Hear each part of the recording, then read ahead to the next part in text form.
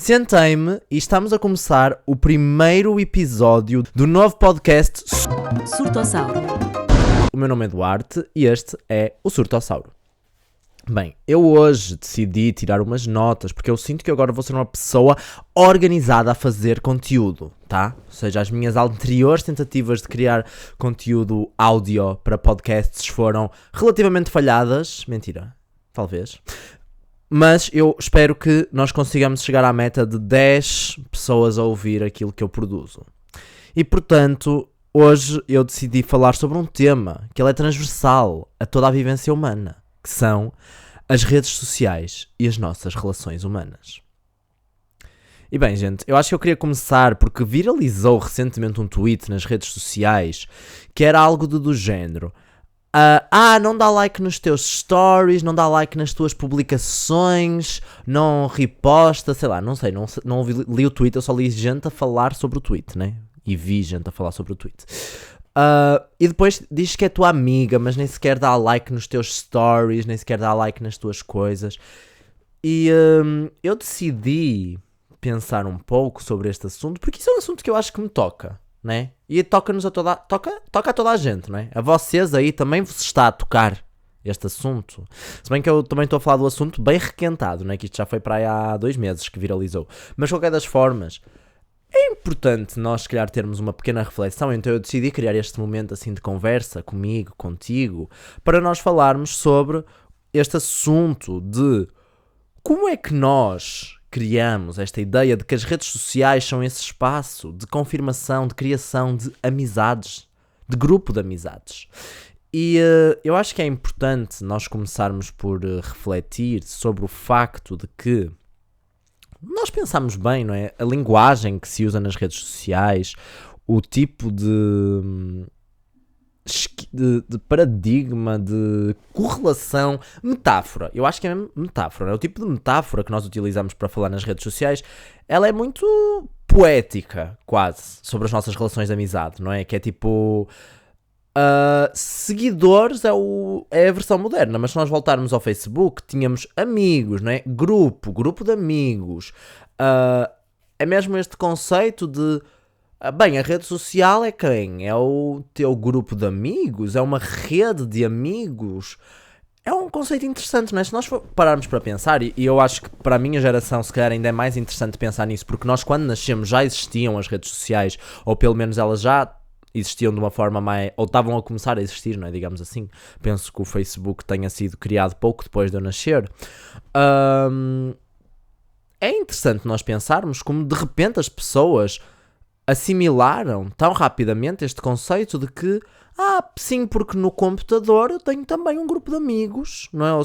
Que inicialmente eram os teus amigos da vida real e que eventualmente passaram a ser os teus amigos da vida real e da vida virtual e eventualmente começaram a haver amigos da vida virtual apenas, não é?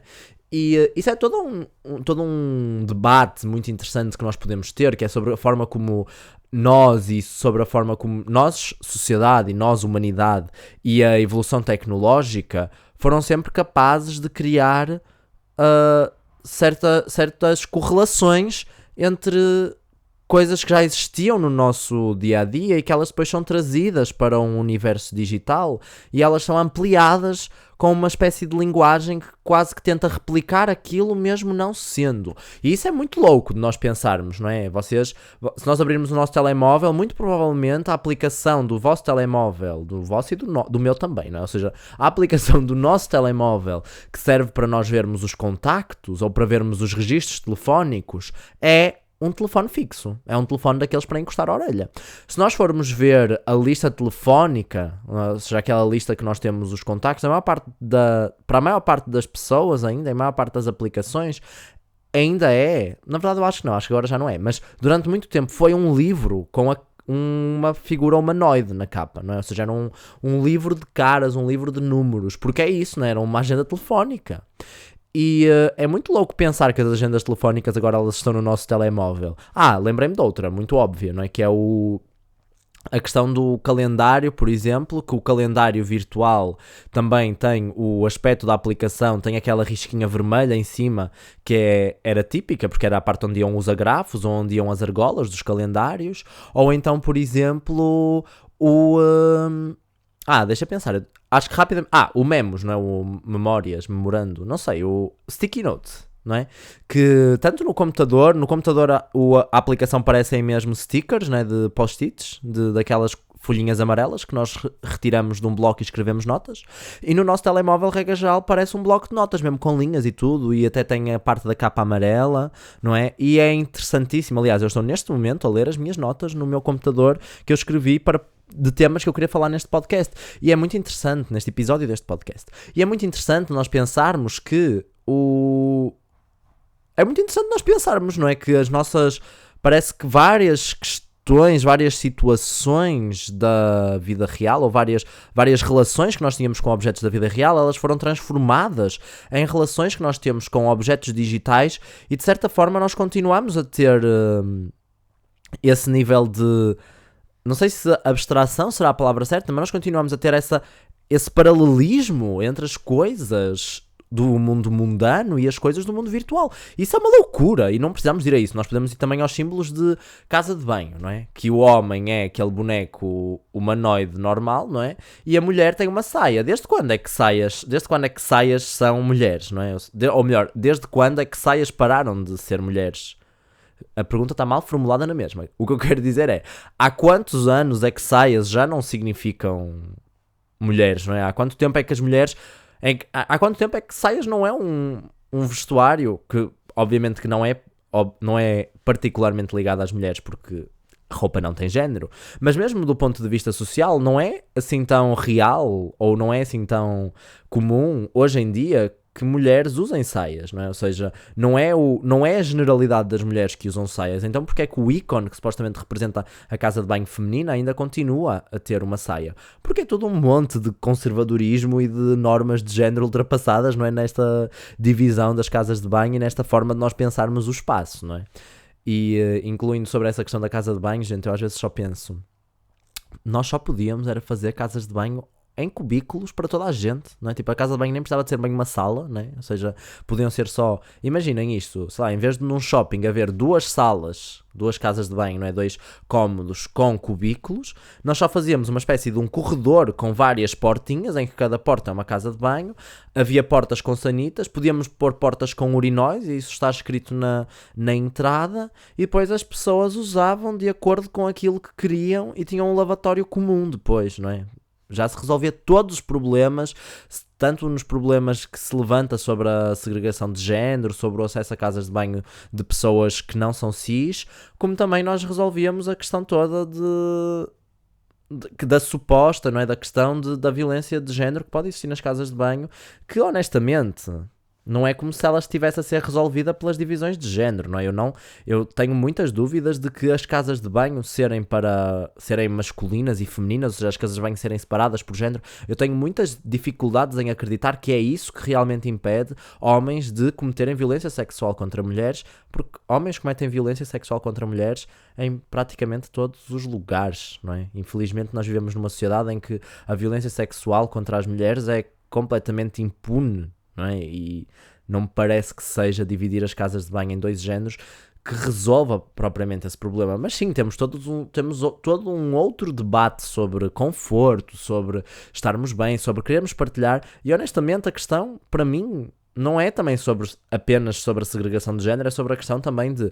Quer dizer, se as casas de banho estão divididas em géneros, tudo bem, mas será que todas as pessoas que vão, por exemplo, à casa de banho masculina sentem-se bem com que haja lá um urinol? Um urinol é uma coisa extremamente desconfortável, na minha opinião. Eu acho que e acho que não sou a única pessoa que acha isso, não é? Ter uma casa de banho com urinóis é uma coisa ultra desconfortável, ultra esquisita. Porque é que os urinóis não estão dentro de cubículos também? Porque é que os urinóis estão só encostados a uma parede ali, espetados? É toda uma construção esquisita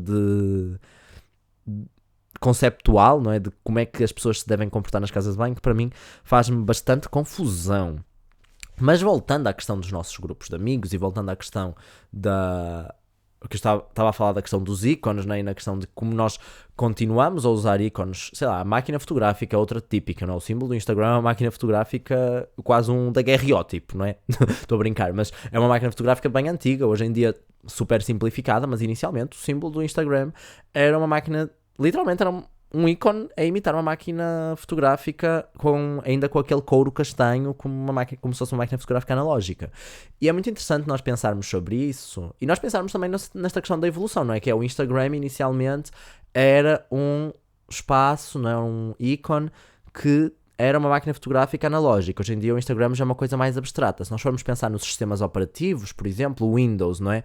O Windows 95, o Windows XP, havia botões em que eles efetivamente eram botões, não é? Ou seja, eles tinham um formato de botão, eles tinham volume, eram quase feitos em 3D. Hoje em dia não há botões, não é? Hoje em dia são ícones que nós carregamos e ao nós pormos o rato por cima eles mudam um pouquinho de cor para nós percebermos que estamos com a pretensão de clicar e nós clicamos e alguma coisa acontece, não é? Ou seja, é tão interessante pensar como é que a humanidade se foi adaptando culturalmente à tecnologia.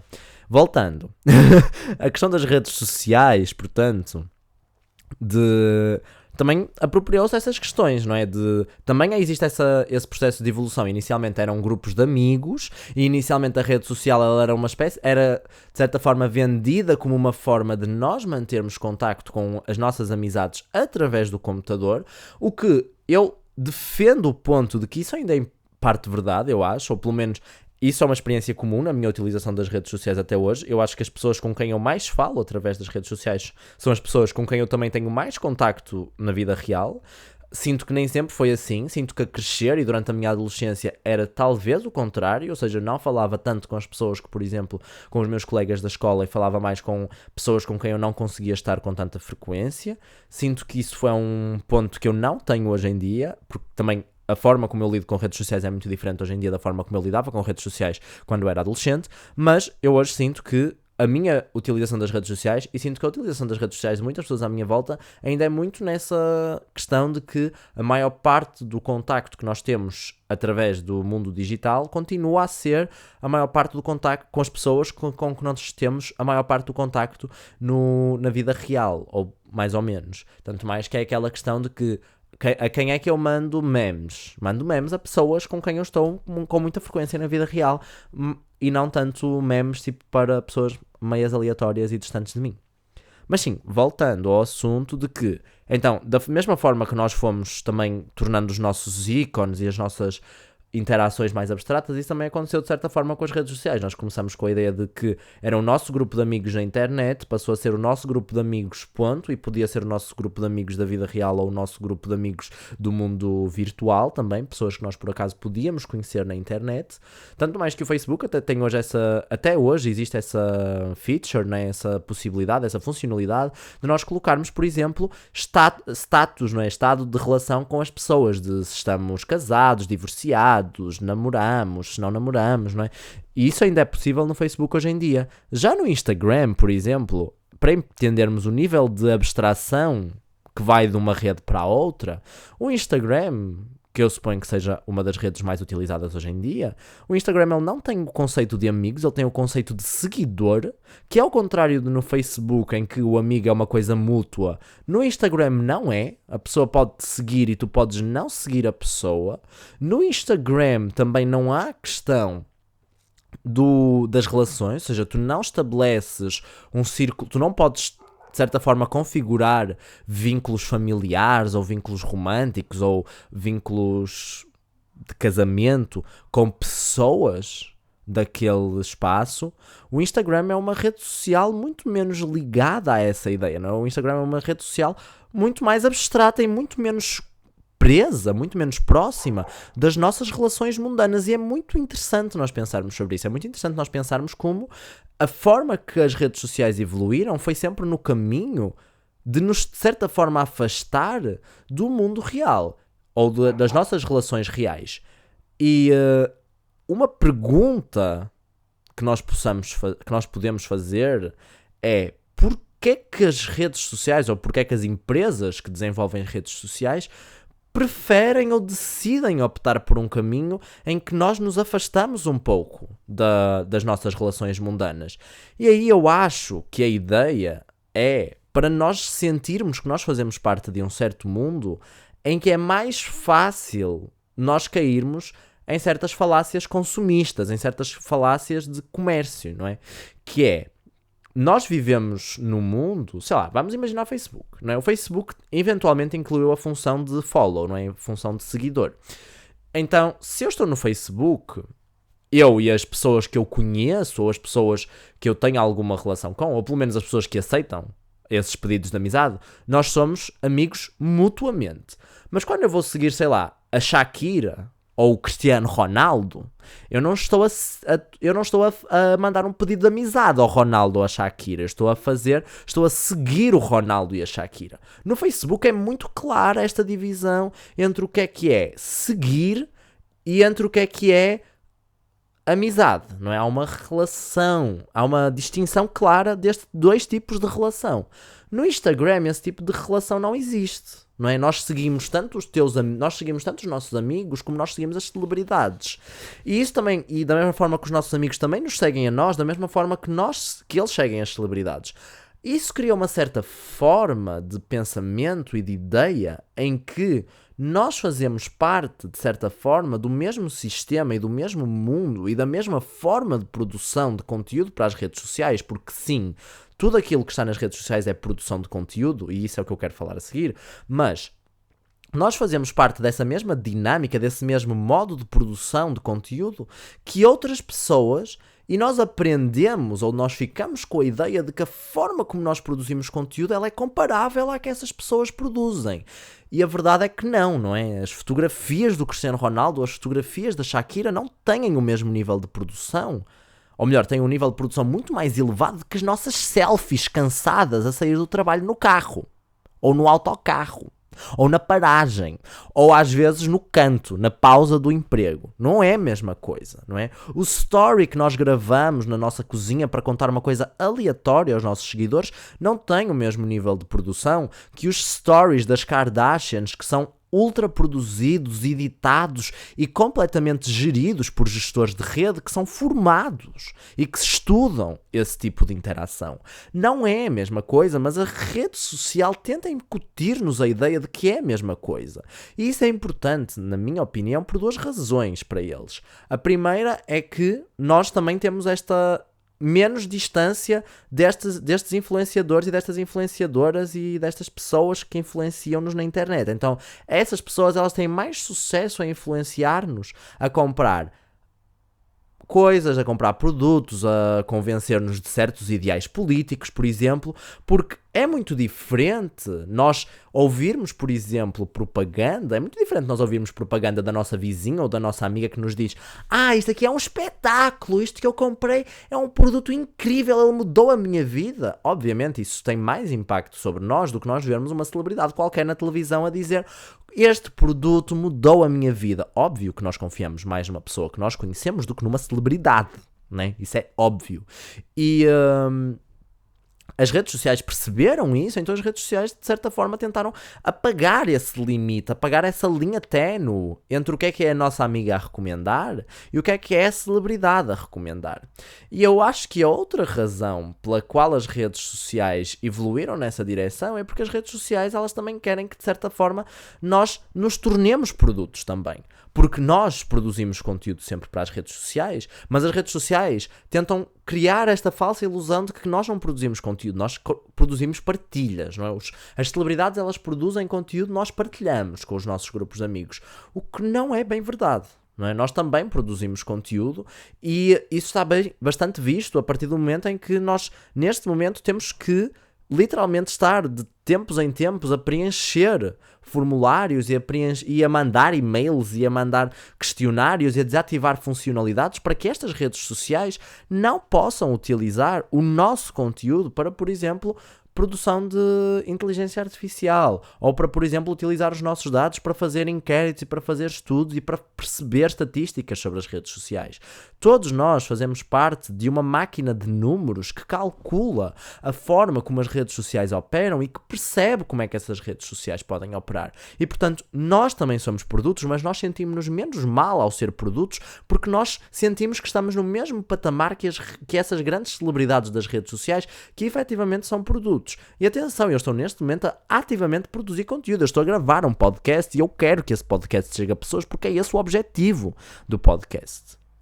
Mas ainda assim, nós para nós por vezes fica difícil temos alguma dificuldade em entender a diferença entre isto que eu estou a fazer neste momento, que é efetivamente produzir conteúdo com essa intenção e com esse objetivo, e tirar uma selfie fora de casa. Tirar uma selfie fora de casa para meter nos meus stories, será que tem o mesmo nível de intuito e será que tem o mesmo nível de intenção? E principalmente, será que eu tenho o mesmo nível de controlo sobre esse tipo de conteúdo de que eu tenho quando estou a gravar ativamente um podcast em que eu decidi sentar-me com o microfone à minha frente, gravar, editar e publicar?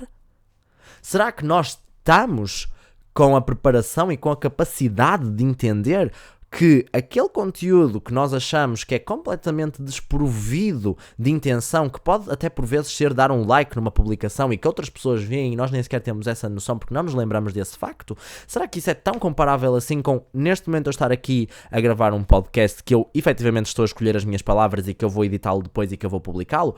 Óbvio que não, né? Óbvio que não é o mesmo tipo de conteúdo, mas na prática ele praticamente é difundido da mesma forma, através dos mesmos meios, com as mesmas vias e com o mesmo alcance.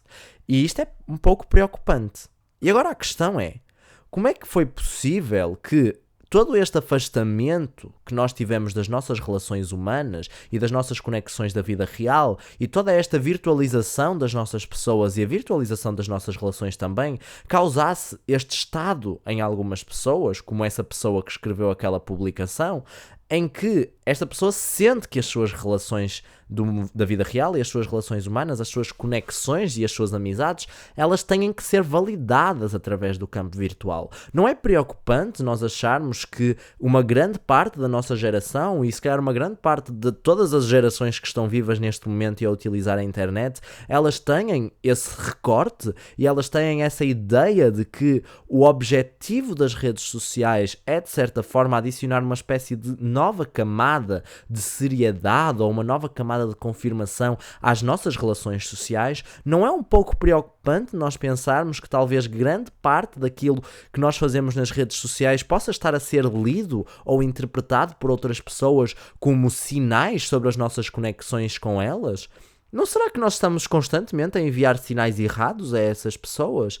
E depois, eu estou a gravar este podcast. Será que este podcast está a enviar sinais errados? Eu penso que não, porque para todos os efeitos isto é um podcast com a intenção de ser um.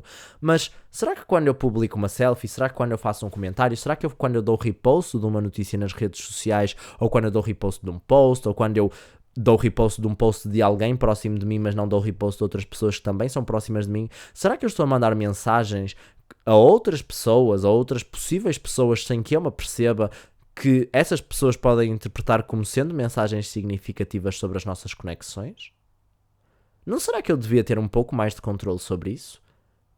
Se calhar não é possível nós termos controle sobre isso, mas quando nós falamos sobre relações humanas, quando nós estamos efetivamente em rodas de amigos, em rodas de conversa, em grupos de amigos, nós sentimos que temos alguma responsabilidade e sentimos que temos algum controle sobre o que está a acontecer. Nós conseguimos ter feedback, nós vemos a reação das pessoas, as pessoas respondem, e a menos que as pessoas façam de propósito para que nós não percebamos os sinais que elas nos estão a mandar em resposta àquilo que nós estamos a dizer, nós pelo menos estamos num campo humano em que nós conseguimos perceber as interações, nós conseguimos perceber as reações, nós conseguimos perceber a energia que existem entre pessoas e então, portanto, existe um ambiente de intertroca, certo? Mas será que nós temos esse ambiente de intertroca nas redes sociais? Será que a ideia do like, a ideia do repost, a ideia do comentário criaram uma falsa sensação de controle, uma falsa sensação de feedback, uma falsa sensação de reação? Será que nós criamos uma forma de intertroca de emoções e de intertroca de ideias que está completamente distante do que aquilo que deveria ser saudável? Somos uma geração que fala tanto sobre relações tóxicas e sobre o que é tóxico e sobre o que não é tóxico e sobre como nós podemos ser pessoas mais saudáveis e mais autónomas, com mais autonomia, com mais intenção, com mais capacidade de criar e de pensar. E será mesmo que nós estamos a ser bem-sucedidos a fazer isso? Não será que a nossa geração está um pouco a perder-se na quantidade de algoritmos e na quantidade de tentativas diferentes dessas redes sociais de chegarem a nós de uma forma que pode ser bastante danosa para as nossas relações humanas e para as nossas conexões reais? Quando eu decidi desinstalar as minhas redes sociais do meu telemóvel, e que permanecem desinstaladas até agora, e portanto eu utilizo apenas as minhas redes sociais através de dispositivos que não andam comigo no meu bolso todos os dias e, portanto, eu posso diminuir a quantidade de tempo que eu passo nessas redes sociais. Ou, por exemplo, quando eu parei de utilizar o TikTok, quando a pandemia acabou, eu lembro-me que muitas pessoas reagiram de uma forma que eu considerei uma forma ok, não é? Ou seja, ninguém ficou a discutir comigo, mas de uma forma que eu considerei, de certa forma, preocupante. Porque não foi apenas uma ou duas ou três pessoas que me disseram: que pena, agora tu não tens redes sociais, como é que eu te posso mandar memes? Agora não tens redes sociais, como é que eu te posso mandar TikToks? Como é que eu te posso mandar Reels? E eu digo sempre: tirando o TikTok, que eu efetivamente não uso, mas no Instagram podes sempre mandar na mesma e eu posso ver no computador ou assim à noite. Mas nós assim não vais poder estar a comunicar comigo, vais estar incontactável, só vais poder ver as coisas que eu te mando à noite. E o facto de terem sido tantas pessoas que me comunicaram esta preocupação na altura, e a verdade é que obviamente os anos foram passando e nenhuma dessas pessoas está realmente chateada ou preocupada com isso mais, porque obviamente não é um problema assim tão grande, mas só o facto de nos passar pela cabeça isso, porque isso também me passava pela cabeça muitas vezes, não me passa só pela cabeça dessas minhas conexões e dessas minhas amizades, mas também passava pela minha própria cabeça antes de eu desinstalar as redes sociais, que era tipo: e depois se eu desinstalar o Instagram do meu telemóvel, o que é que eu faço se alguém me mandar mensagem no direct? A verdade, gente, e a resposta que eu hoje em dia tenho é que, efetivamente, as primeiras pessoas que tentaram contactar-me pelo direct depois de eu ter desinstalado o Instagram não receberam uma resposta rápida. E se tinham alguma coisa de urgente a dizer-me, é possível que não tenha chegado a mim. Mas a verdade é que, ao fim de uma semana ou duas, já ninguém me mandava mensagem no direct se quisesse falar sobre algum assunto urgente. As pessoas simplesmente começaram a mandar-me mensagem SMS ou pelo WhatsApp ou etc. Ou a ligar-me até. E as pessoas que não têm o meu número de telefone, as pessoas que não têm o meu contacto, bem, será que é assim tão importante eu estar a receber mensagens dessas pessoas, anyways? Será que não devemos focar naquilo que interessa e focar nas nossas relações interpessoais e focar nas nossas reais conexões da vida real? E atenção, eu não estou a dizer que as redes sociais são um perigo e que as redes sociais são a encarnação do demónio. Não é isso que eu estou a tentar dizer. O que eu estou a tentar dizer é que nós devemos tentar, penso eu, ser pessoas autónomas, completas e com capacidade de controlo sobre as nossas vidas. E eu sinto que as grandes corporações de tecnologia, elas fazem todos os esforços para psicologicamente nos afastarem das nossas capacidades e da nossa capacidade, no geral, de entender quando, onde e como é que está o limite das nossas interações, das nossas ações e daquilo a que nós temos acesso. Porque eu acho que uma coisa muito importante sobre a vida humana e sobre as nossas conexões e sobre as nossas vivências sociais é nós entendermos o limite das nossas ações, entendermos o limite das outras pessoas e entendermos aquilo que nós conseguimos controlar de forma relativa e aquilo que não está ao nosso alcance. E eu sinto que as redes sociais criam todo este stress, toda esta paranoia, toda esta ansiedade de que tudo está sob o nosso controle, tudo está à distância de um toque. E, portanto, nós criamos uma grande tentativa de agradar a todas as pessoas porque todos nós podemos ser celebridades, todos nós podemos ser famosos, todos nós podemos ser agradáveis para a sociedade no geral, todos nós podemos ser padrões, todos nós podemos ser bonitos convencionalmente. Basta recorrer a procedimentos estéticos, a filtros, falar de uma certa forma, posicionarmos de uma certa maneira, etc, etc e etc. É que o sol abriu, porque nós estamos neste momento de crise climática global em que o tempo parece louco e o sol agora está na minha cara a causar uma grande ilusão de Casper, o fantasminha, na minha cara, na câmara. Mas pronto, enfim. Portanto, eu acho que nós temos, enquanto geração Z, talvez, porque se calhar as gerações mais velhas que fazem uma utilização relativamente diferente da que nós fazemos das redes sociais, terão outras respostas, outros problemas e outras interações com essas mesmas redes.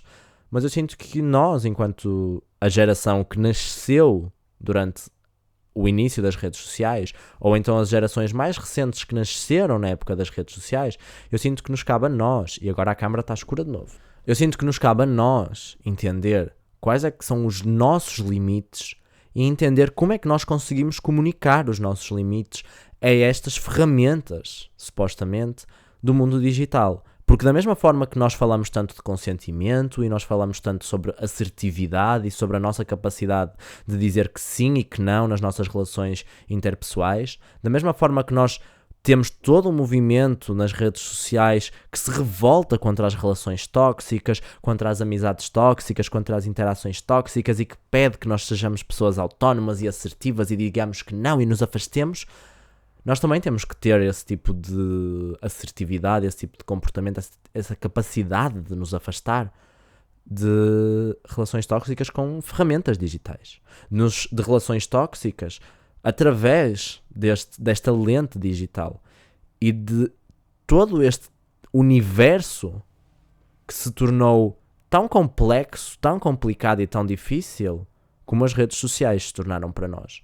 Porque, efetivamente, há todo um mundo dentro dos nossos bolsos e nós, por vezes, acabamos por nos perder um pouco dentro dele e não ter exatamente as respostas certas para gerirmos uma vida de forma equilibrada e saudável dentro desse mesmo mundo. O meu nome é Duarte, um abraço e até ao próximo episódio.